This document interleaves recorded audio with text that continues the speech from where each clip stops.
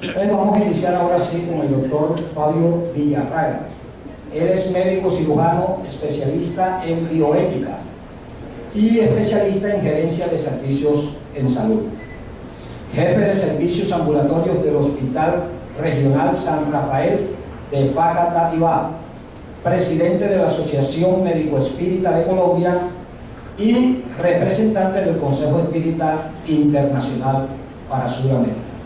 Bienvenido, doctor Fabio.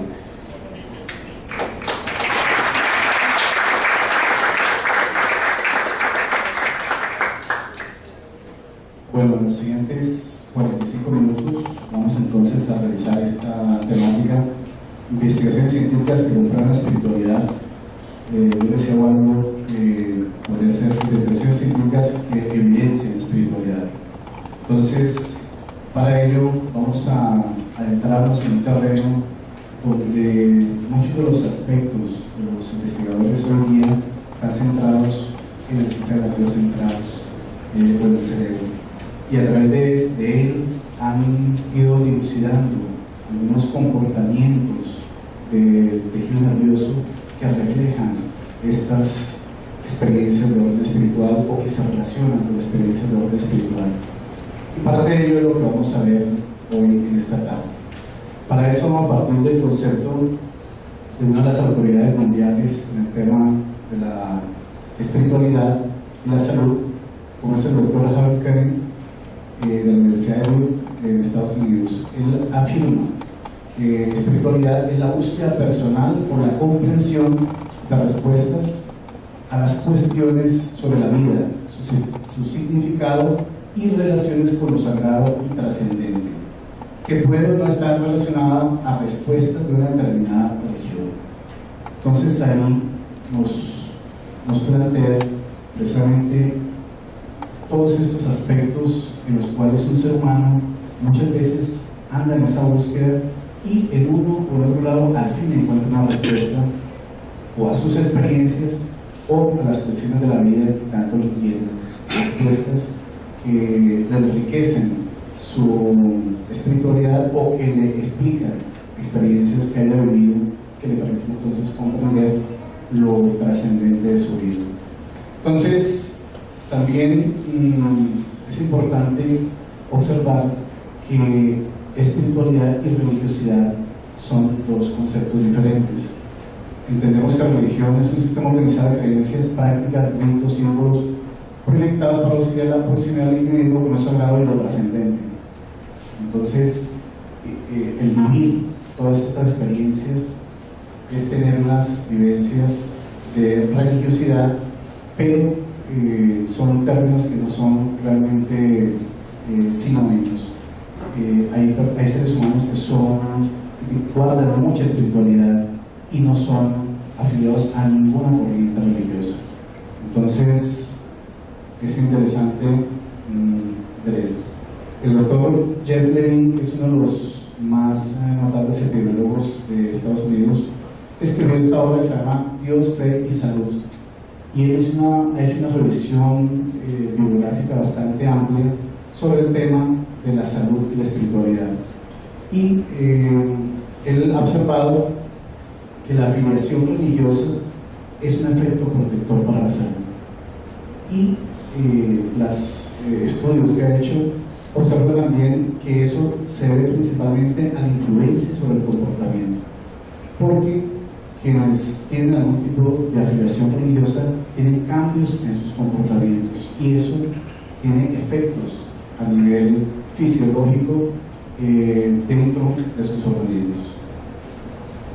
También en este capítulo sobre cerebro y espiritualidad, en un libro que publicó el doctor Andrew Newell, dice lo siguiente: cuando nos concentramos intensa y consistentemente en nuestras metas y valores espirituales, el flujo sanguíneo del lóbulo frontal y del cingulado anterior aumentan, haciendo disminuir la actividad en los centros emocionales del cerebro.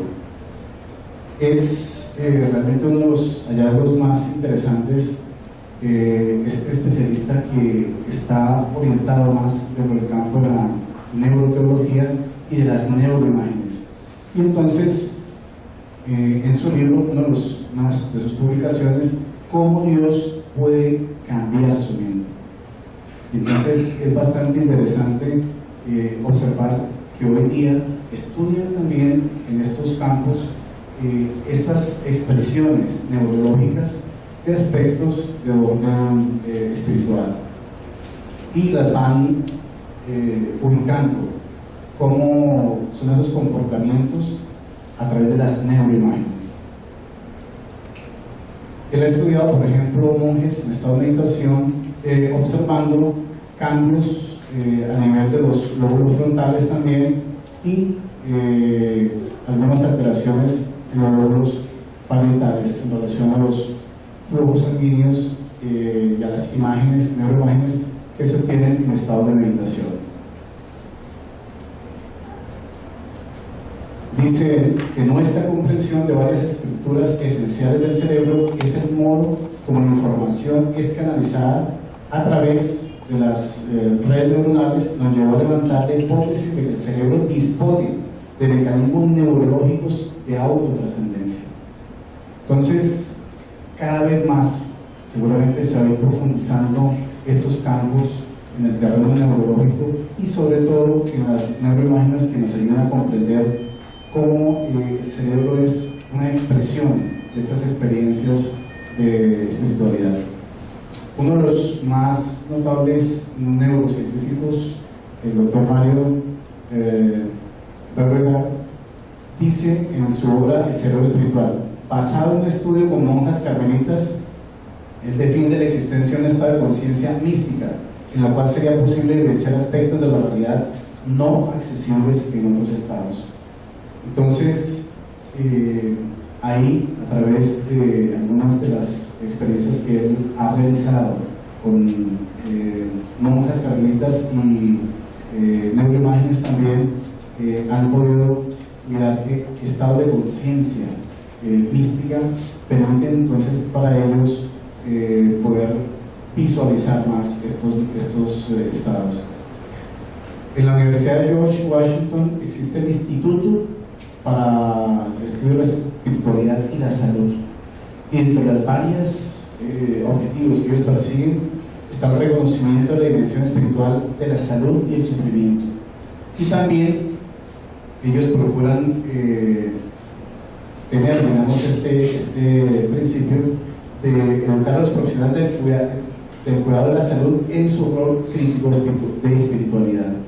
Entonces, es interesante cómo desde esta dimensionalidad académica también aborda la relación entre espiritualidad y salud. Se calcula que más o menos las 3/4 partes de las facultades de medicina en Estados Unidos ya tienen cátedras de salud y espiritualidad, lo que aquí en nuestro país aún todavía no tenemos esa apertura. Es el doctor Harold Kevin de la Universidad de Duke en Carolina del Norte, es el director del Centro para el Estudio de la Teología Espiritual y Salud, profesor de Psiquiatría y Ciencias del Comportamiento de esta misma universidad, y hoy es hoy día el mayor especialista y autoridad mundial en el campo de espiritualidad y salud.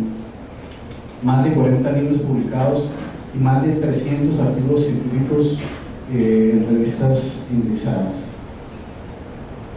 En este libro, que es uno de los libros, de sus primeros libros, Espiritualidad en el cuidado con el paciente. Este es un libro que ya hicimos en AME Colombia la traducción del español, y estamos en el proceso de tener la autorización de parte de ellos para poderlo publicar aquí en Colombia.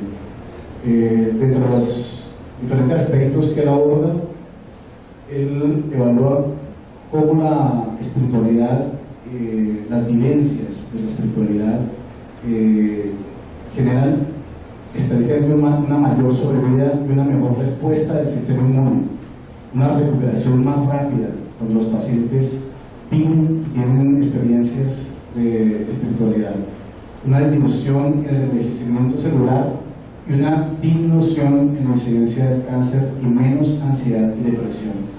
Esto lo he visto en observaciones estadísticas, ¿no? Su obra y el título. También en esta obra de Medicina, Religión y Salud, él dice lo siguiente: los hallazgos sugieren que el envolvimiento religioso está generalmente asociado a una menor mortalidad, sobre todo cuando no existe conflicto en las ideas religiosas. Y aquí, para nombrar una de las personalidades también que ha investigado mucho este tipo de experiencias, pero que está fundamentado y su área es un poco diferente, porque el doctor Bernie Siegel es oncólogo, es cirujano, y él, a través de su experiencia, se dio cuenta que había un factor, una vivencia humana, que era muy importante en el proceso terapéutico que él desarrollaba día a día. Él operaba a muchas personas con tumores, niños, adultos, porque es especialista en el área de oncología. Y se dio cuenta que cuando trataba a sus pacientes con amor y incentivaba a sus pacientes a que desarrollaran más el sentimiento amoroso sobre sí mismos, sobre los demás, sus pacientes se recuperaban más rápido, cicatrizaban más tempranamente y tenían menos complicaciones. Ahí, de ese cúmulo de experiencias que fue teniendo con el paso del tiempo, concretizó para publicar su primera obra, que se llamó Amor, Medicina Milagrosa, y posteriormente publica otra que se llama Amor, Paz y Autocuración, y posteriormente esta que se llama Fe, Esperanza y Cura. Pero entonces es interesante cómo una personalidad de estas tan reconocida allí en Estados Unidos habla con estos términos. La fe y la espiritualidad se relacionan con el prodigio y la creación de la vida, pero el secreto es aquello en que usted tiene fe. Así use su mente para seleccionar los mensajes para los cuales está abierto y en los cuales deposita su fe. Entonces, así como este autor pone este aspecto de fe como una de las herramientas también terapéuticas que profundamente un ser humano puede utilizar o que un terapeuta puede también incentivar. Por eso vemos y entendemos que la ciencia va cada vez más a iluminarse con la espiritualidad, y es el abordaje en lo individual o en lo institucional que paulatinamente puede ir ocurriendo en la humanidad. Esta es una de las obras más conocidas hoy en día en el mundo, y muchos de ustedes ya se habrán leído esta obra, ¿no?, de este neurocirujano, el doctor Eben Alexander, que después de ser una persona no creyente, no creía ni en Dios, y pasar por una experiencia durante 7 días, en las cuales duró prácticamente conectado en una unidad de cuidados intensivos y con un soporte ventilatorio, tuvo diversas experiencias que le transformaron su vida. Entonces él mismo no sabía cómo explicarse ese tipo de experiencias, porque antes de que eso le ocurriera no creía en ellas y se las explicaba de otra forma. Entonces, por eso él posteriormente decidió publicar y encontró que era una realidad lo que él ha vivido, y dijo lo siguiente: lo que me reveló mi experiencia es que la muerte del cuerpo y del cerebro no supone el fin de la conciencia, que la experiencia humana continúa más allá de la muerte. Porque él, estando en la semana que estuvo bajo esa situación crítica para su salud, y en la cual prácticamente ya pensaban que iba a morir por una infección, por una bacteria que llegó hasta sus meninges, la Escherichia coli, que raramente en adultos produce meningitis, y a él le correspondió ese caso, por una altísima riesgo de mortalidad. Él sobrepasó el proceso, y después de sobrepasar el proceso realmente empezó a recuperar su memoria y a contar toda una serie de experiencias que tuvo dentro de esas realidades espirituales que él vivió. Y él dice que vi que existen numerosas dimensiones superiores, y en esos reinos existe la causa y el efecto, y no están totalmente separados de nosotros, porque todos los mundos forman parte de una misma realidad divina. Ya después de esto empezó a hablar de Dios. y es un cambio totalmente radical. Dice que las últimas palabras antes de entrar en ese estado de coma fue: Dios, ayúdame. Él, que nunca había hablado de Dios. Entonces fue un acercamiento a esta experiencia de espiritualidad que lo llevó a transformar y a buscar explicaciones científicas al proceso que vivió. Al final de su libro, él enumera varias de las posibilidades científicas de cómo explicar su proceso. Esta obra, El cerebro invisible, publicada ahora en abril de 2015, es también bastante interesante. Fue escrita por el doctor Carlos Delgado, un médico internista, amigo simpatizante de la AMI Colombia, que ha asistido a congresos de nuestro movimiento, y él básicamente hizo ahora en la Feria del Libro aquí en Bogotá la presentación oficial de este libro que fue lanzado allí. Es un libro que está basado en el área de la informática y en las ciencias de la computación, en la cual escribe una teoría bien inquietante y novedosa: la posibilidad de que una personalidad humana pueda sobrevivir a la muerte del cerebro material. Y para eso, entonces, él con toda su idoneidad nos dice que el cerebro es el hardware, que existen unos programas informáticos, la memoria, el lenguaje, el cálculo, el aprendizaje, el razonamiento, etc., y que existe la conciencia, la habilidad como ser un sistema de darse cuenta de su propia existencia, ¿no? A esos dos, y el tercero, sobrevivir al proceso de la muerte física. Y para ello, entonces, él explica que existe un cerebro invisible y el cerebro visible, que es el cerebro físico, que contiene los 10 billones de neuronas y todas las redes neuronales que se conocen, pero que ese cerebro invisible es compuesto de materia oscura.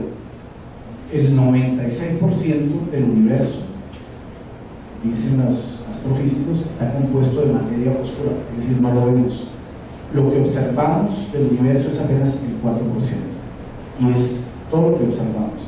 Entonces, esa materia oscura, materia de energía oscura, que compone el 96% del universo, dice él, analiza en su libro, que es de esas partículas de la materia oscura de lo cual está constituido el cerebro invisible. Y entre los dos existen formas de comunicación. Dice que hay un entrelazamiento cuántico para la transferencia de información de un nivel a otro.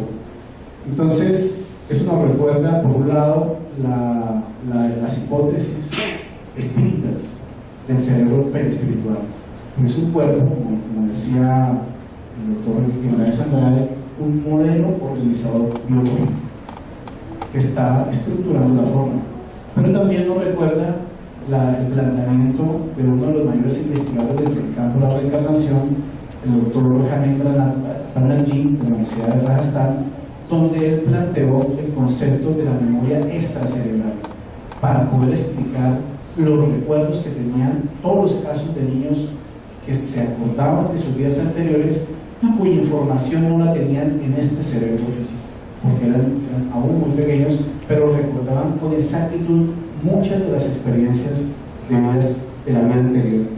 A eso le llamó que esa información está en una memoria extracerebral, es decir, por fuera del cerebro físico. Y por fuera del cerebro físico concordaría con la existencia de este cerebro invisible, como dice el doctor Delgado.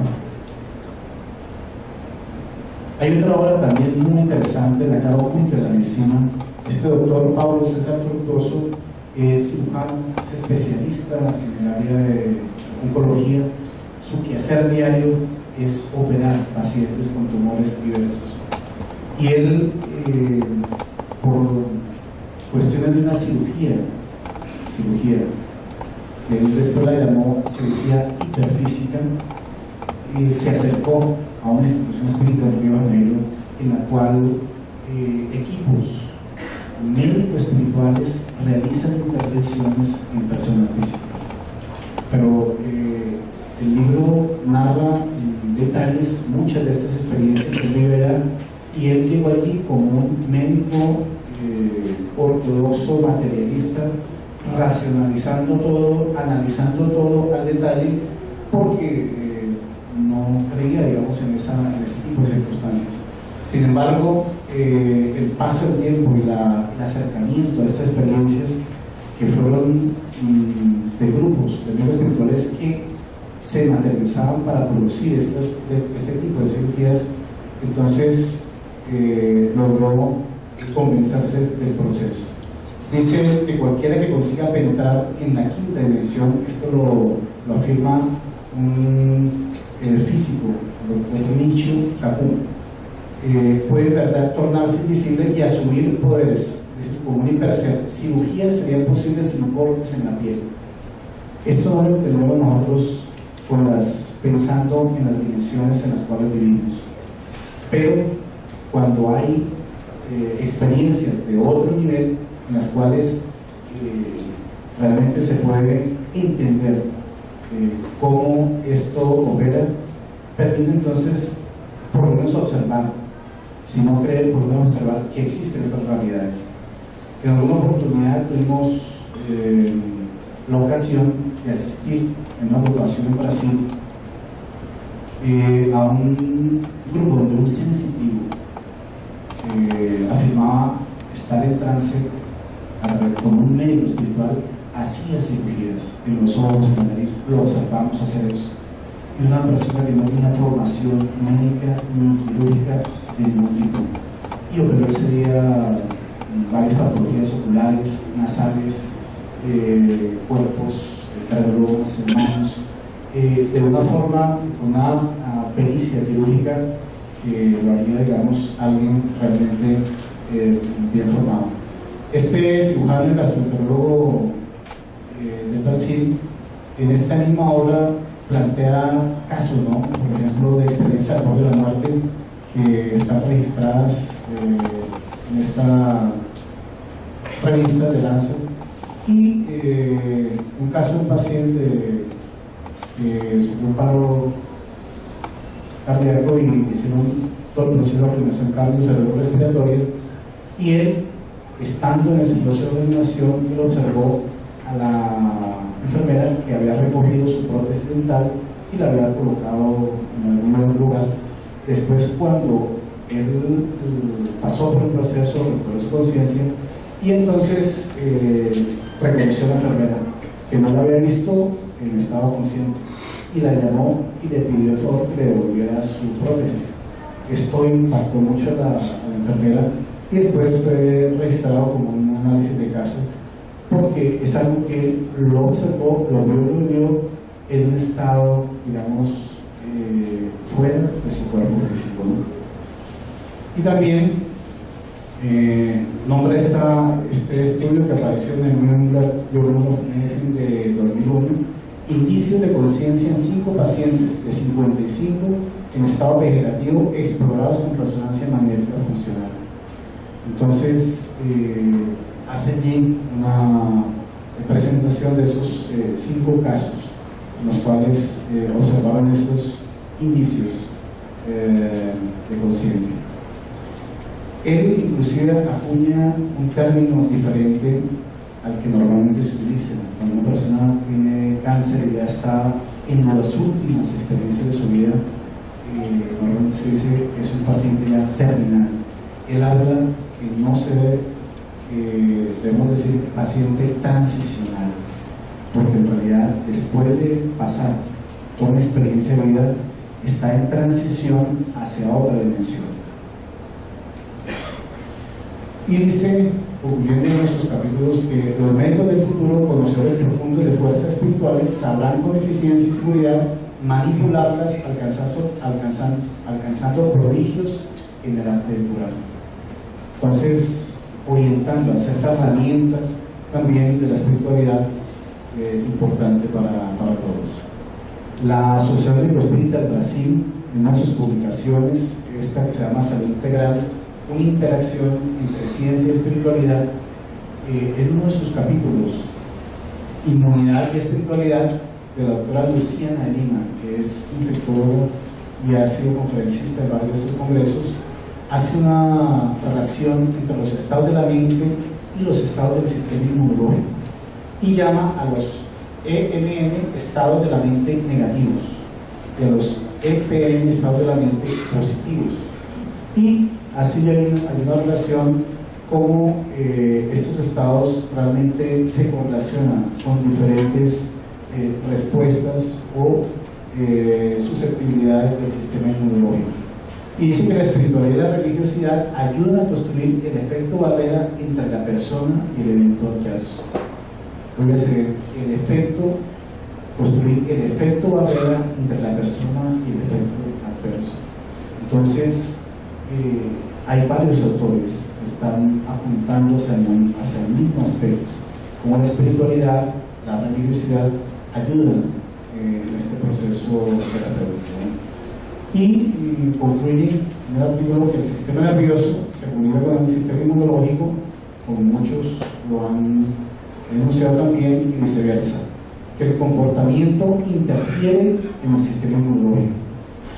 Muchos inclusive podemos haberlo vivido, pero también que la calidad de vida incorpora la dimensión espiritual, y esa es una característica adaptativa positiva de la experiencia humana. De la forma está orientando hacia este aspecto también de la espiritualidad en relación al comportamiento humano. Esta es una de las investigaciones más interesantes que hay también, se llama neuroimagen y mediunidad, una promisoria línea de investigación. Y estos dos autores que aparecen aquí, este ya lo anunciamos anteriormente, el doctor Julio Pérez es psicólogo especialista en neurociencias también y en neuroimágenes. Los dos han trabajado bastante en este campo.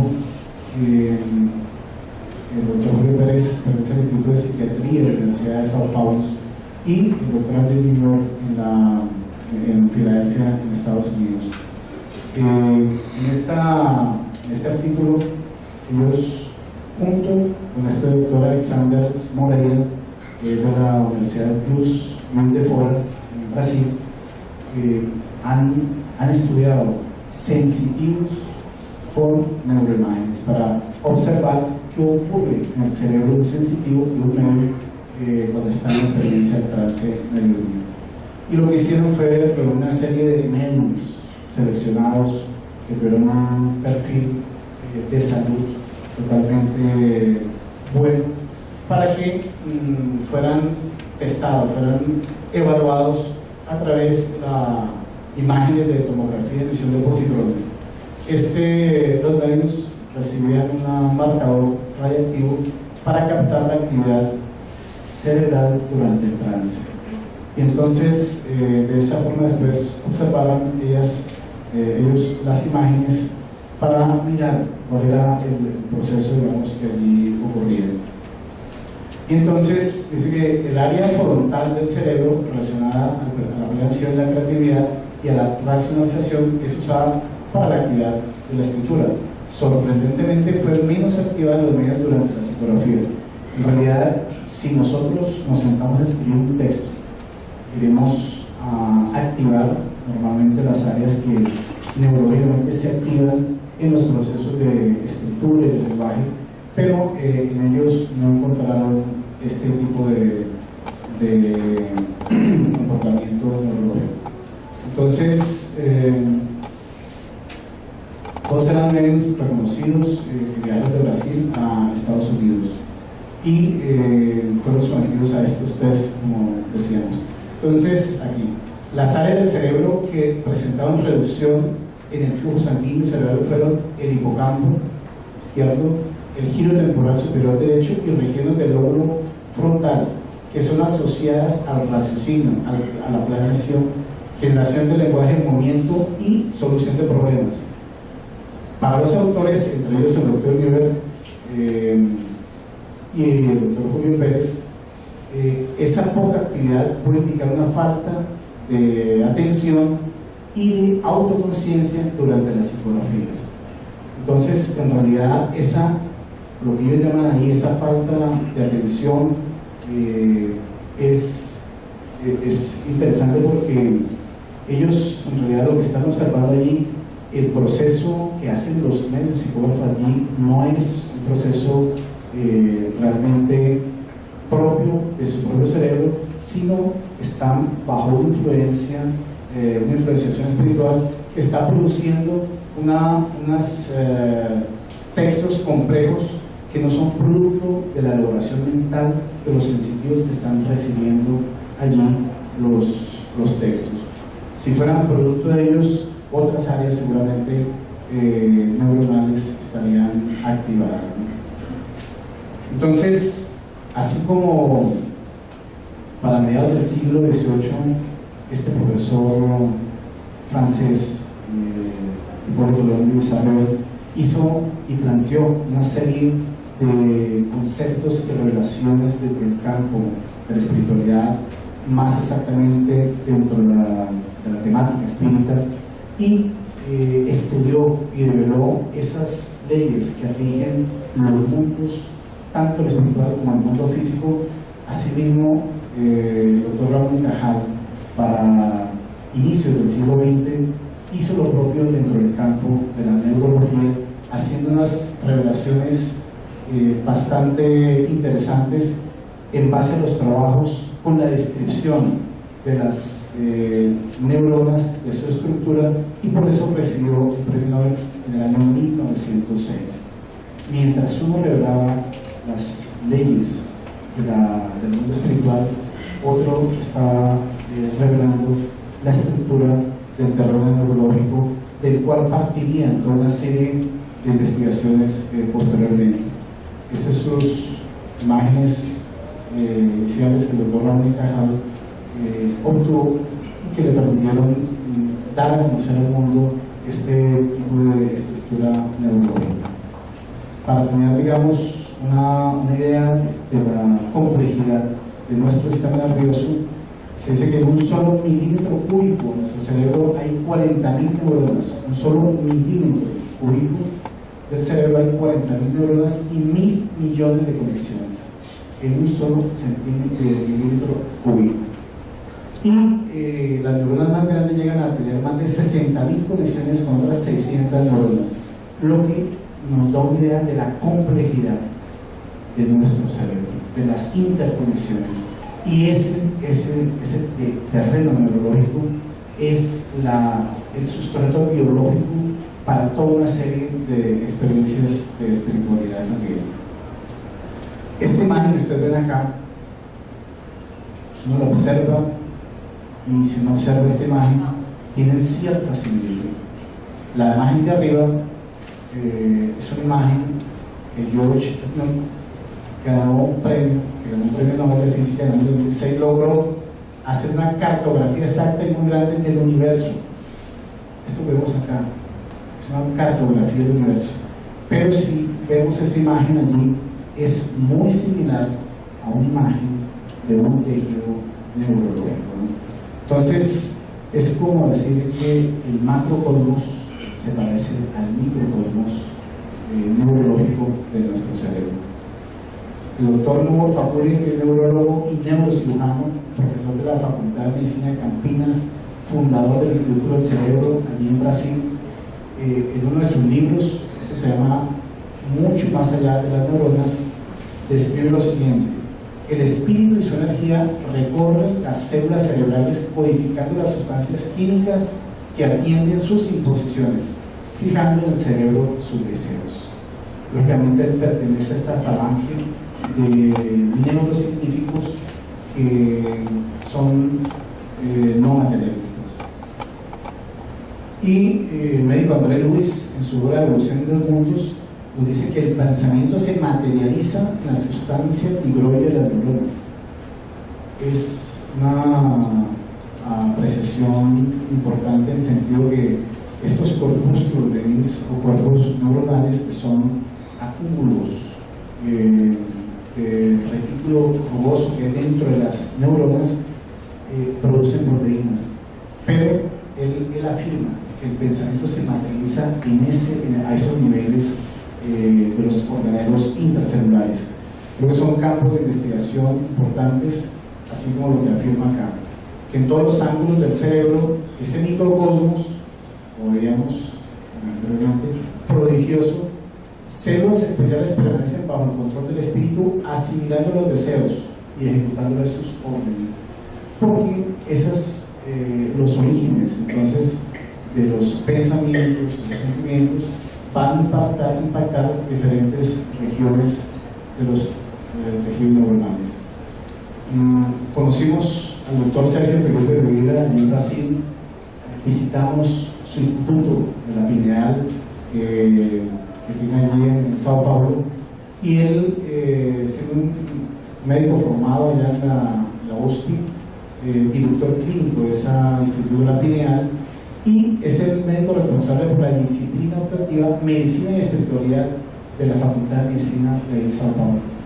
Él nos llevó a conocer su instituto de la Pineal, donde ha desarrollado unas investigaciones interesantes en torno a este órgano, que hasta ahora está siendo un poco más estudiado. Una de sus publicaciones se titula Contribución del estudio científico de la relación espíritu-cuerpo. Y él dice en este artículo que llegando a las células, las fuerzas del pensamiento o emanaciones originales del espíritu accionan los comandos complejos de la movilidad intracelular a través de los microtúbulos.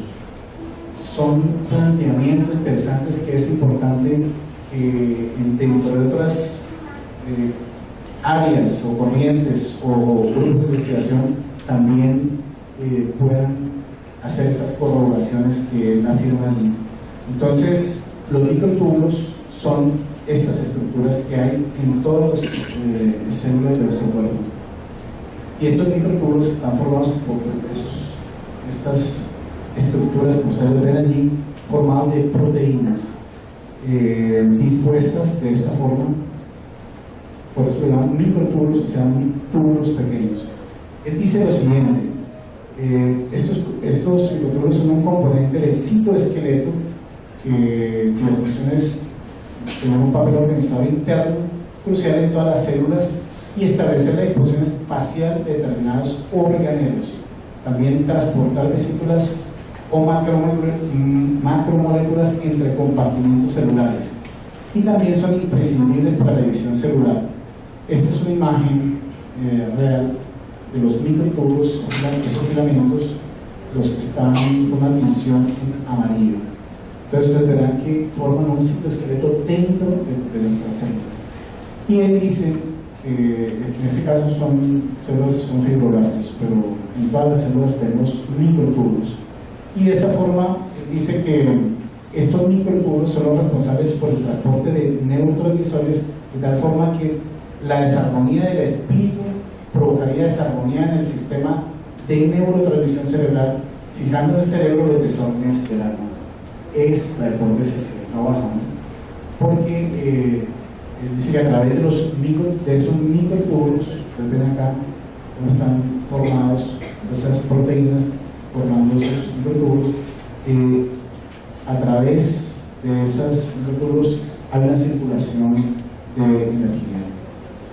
Dice que las ondas mentales atraviesan la luz de los microtúbulos, componiendo un conjunto de fuerzas que estructuran un esqueleto intracelular que gerencia la movilización de los organelos, el proceso de división celular, la distribución de los cromosomas y el movimiento de estos. Entonces, es una forma de entender cómo, como dice él, de la mente, el espíritu, llega a impactar a nivel intracelular. Comandos mentales, entonces dice, desestructuradores de la persona, como tristeza, amargura, resentimiento, rabia, estrés, ansiedades, etc., provocarían la construcción de microtúbulos en un citoesqueleto deficitario en sus funciones. La fosforización de este patrón fija en la célula las marcas del espíritu en desarmonía. Él está procurando ahí, está tratando de explicar cómo estos estados que él enuncia allí, estados de orden emocional, van a alterar inclusive la estructura de estos microtúbulos. Esto, si vemos en microtúbulos a nivel de las neuronas, puede ocurrir en otras partes del cuerpo.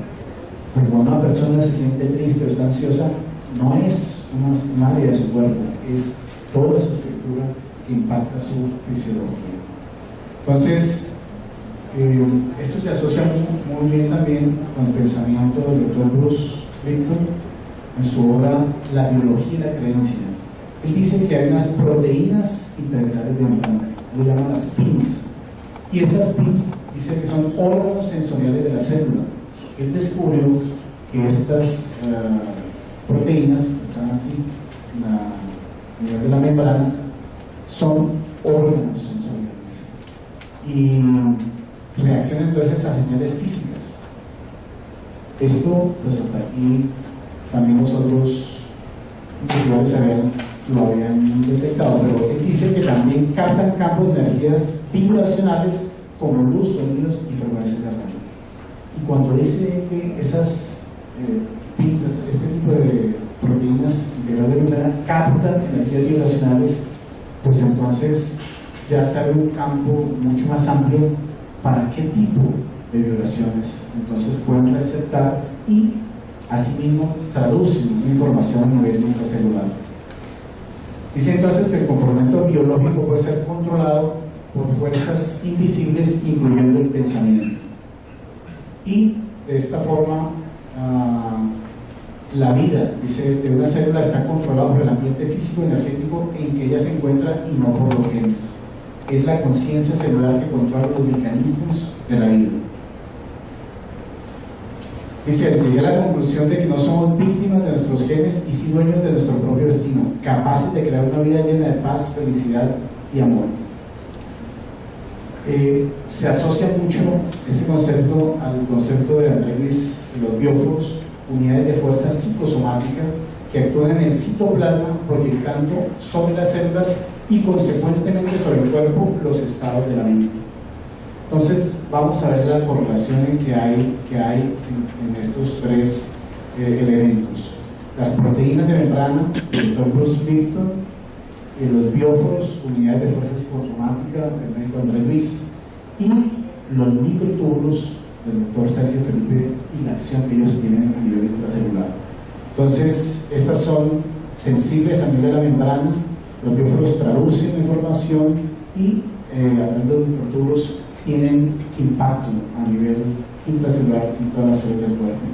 Entonces, en ese sentido, se puede decir que el pensamiento, como dice André Luis, es aún materia mental y nos obliga a dominar electrones y fotones mentales en razón de la carencia de una terminología analógica para la formulación de nuestras observaciones. El pensamiento en realidad es energía, es una forma de materializar nuestras ideas. Esta obra, la primera obra que publicamos en AME Colombia, Enfermedades por Salud, nos afirma que el perispíritu es el modelo organizador biológico que se encarga de plasmar en el cuerpo físico las necesidades morales evolutivas a través de los genes y cromosomas. Y es la estructura, que sería el modelo organizador biológico, es, como lo llamaría el doctor Delgado, el compuesto de una materia oscura, dice, pero es materia que no observamos con nuestros sentidos físicos.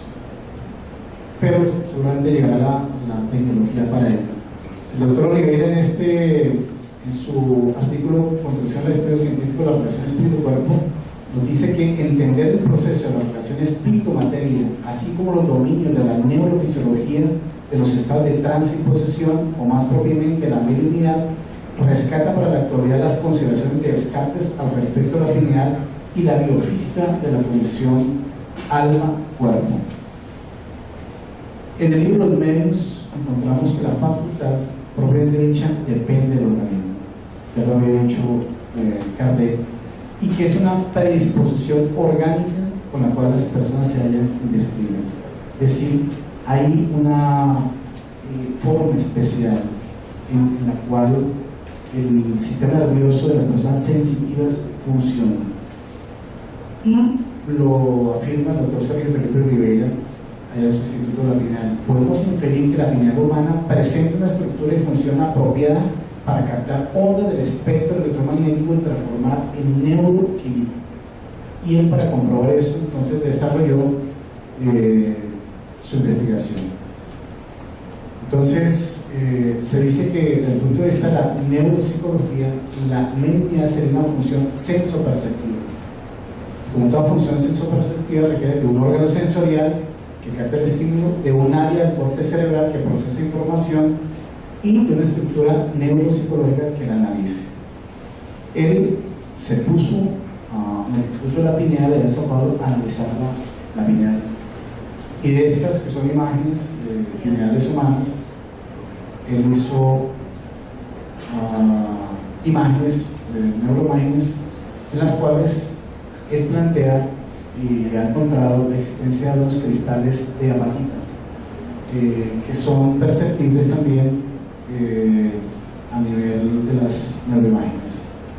Y esos cristales tienen en la pineal, hay unos pequeños cristales allí cuya estructura la vemos acá, más pequeña en estas microfotografías, tiene una estructura lamelar, están dentro de la pineal, en el estudio que él hizo.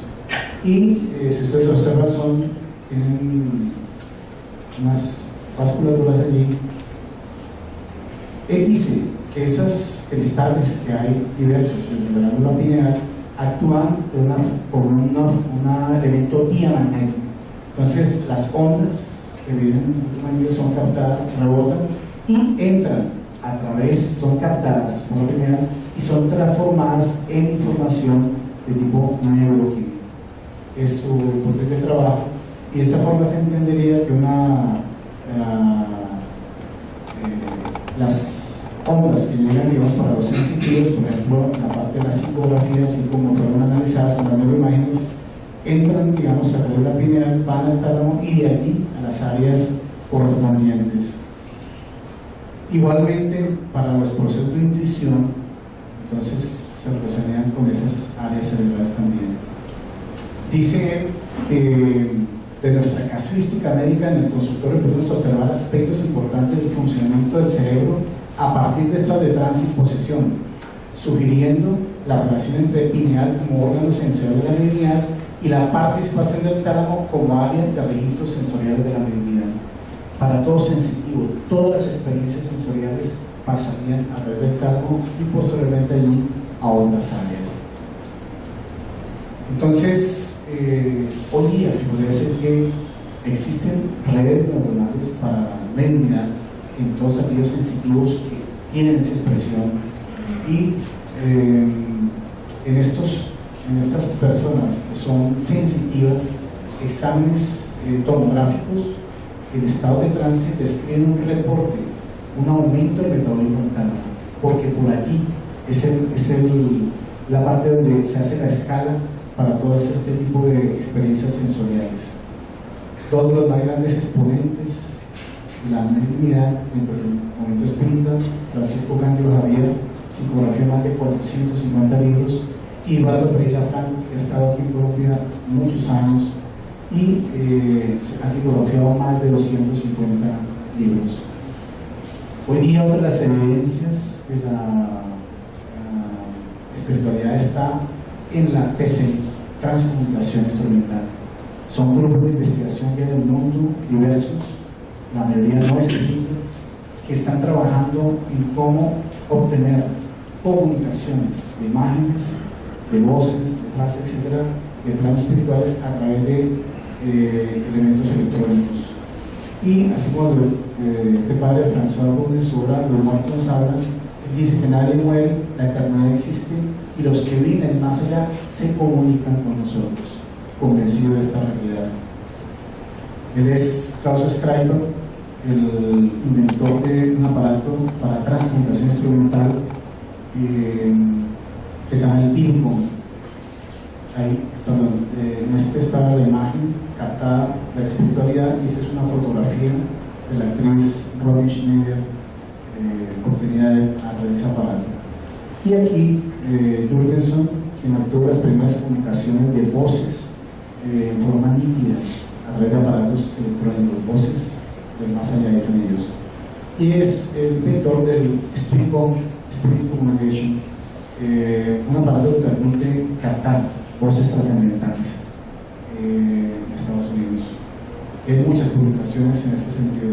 Suna Rinaldi es la presidenta de la Asociación Nacional de las Comunicadores en Brasil y ha publicado varios libros. Este es uno de ellos, Contactos Interdimensionales, donde presenta algunas evidencias de imágenes captadas a través de sus aparatos.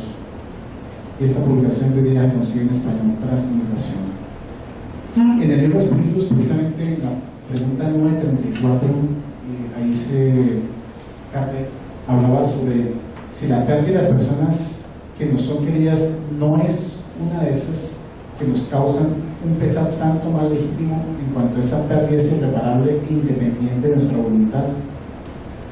Dice que esta causa de pesar alcanza hacia al rico como al pobre, es una prueba o una expiación, es la ley común, pero es un consuelo poder comunicar con vuestros amigos por los medios que tenéis, hasta tanto que tengáis otros más directos y más accesibles a vuestros sentidos, como lo son, por ejemplo, esas técnicas de transcomunicación instrumental. Ya veíamos parte de las investigaciones de Dr. Julio Pérez. Esta hace referencia a una que hizo sobre terapia regresiva de vivencias pasadas para observar también el comportamiento de las neuroimágenes en la regresión. Dice que por intermedio de estos estudios podemos observar las diferencias o semejanzas neurofisiológicas de las referidas memorias, descubriendo posibles evidencias de la reencarnación. Los estudios revelaron que las áreas del cerebro más requeridas en este proceso de la regresión son las del lóbulo medio temporal y del lóbulo prefrontal izquierdo, que responden por la memoria y por la emoción. Si el paciente estuviese creando una historia, el lóbulo frontal sería accionado y la carga emocional no sería tan intensa. Y argumentos en la parte de la reencarnación también son muy diversos.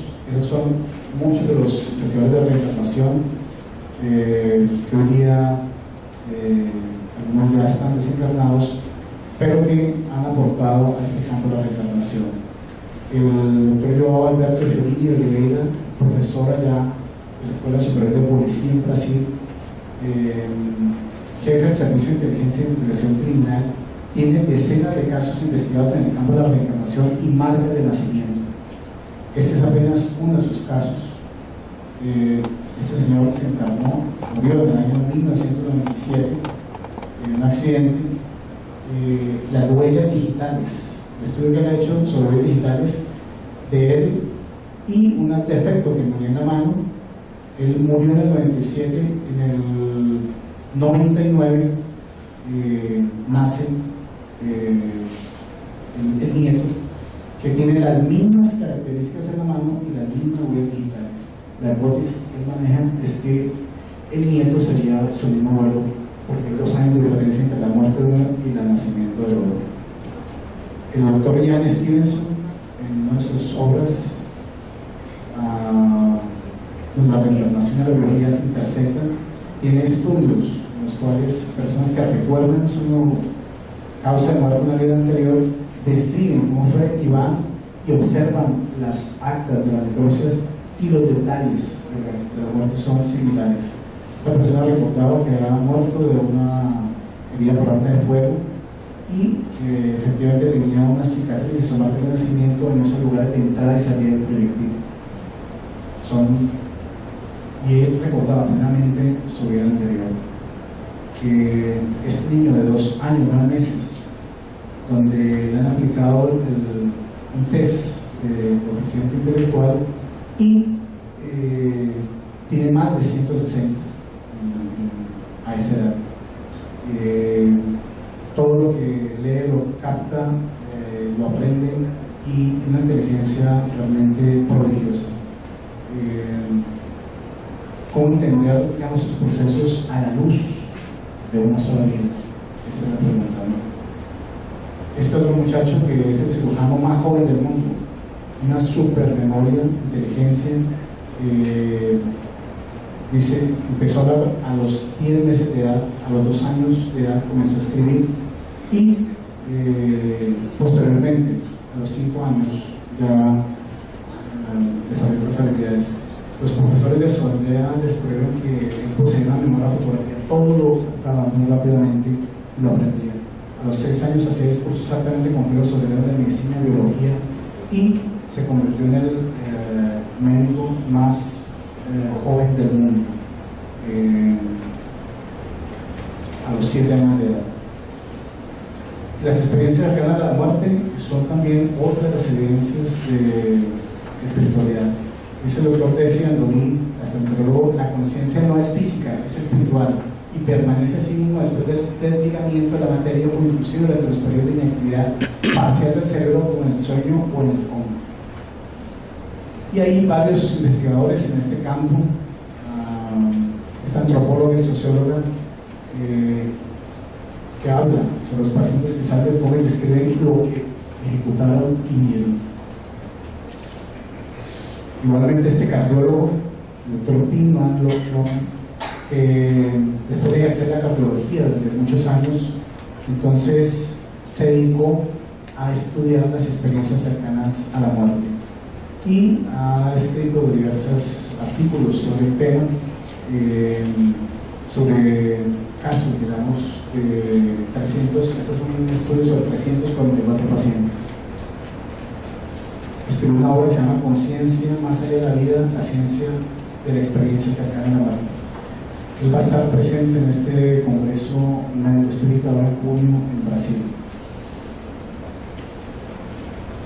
en Goiânia. Va a estar allí en este congreso. Y un pediatra también que se ha dedicado al estudio de las experiencias al borde de la muerte en niños. El doctor Leonardo tuvimos un buen tiempo para contar esos detalles. El doctor Peter Fenwick, neuropsiquiatra. Bueno, vamos a ir terminando acá. Personas, diferentes tipos de investigadores que han estado vinculados a este tipo de estudios, ¿no? El doctor oncólogo también, el doctor Jeffrey Brown, una de las más de 2.500 casos estudiados en este campo de experiencia al borde de la muerte. Vamos a pasar esto ya, vamos a ir al final de acá. Para terminar con esta resumen que hace el artículo de neuroimagen y mediunidad, una profesora de investigación. Dice, proponemos una provisoria nueva línea de investigación en neurociencias y discusión de algunas cuestiones pertinentes a la efectiva utilización de la neuroimagen como potencial método de investigación de la mediunidad para avanzar la comprensión consensual al respecto de la conciencia, de la supuesta comunicación espiritual y sus relaciones con el cerebro. Bueno, muchas gracias.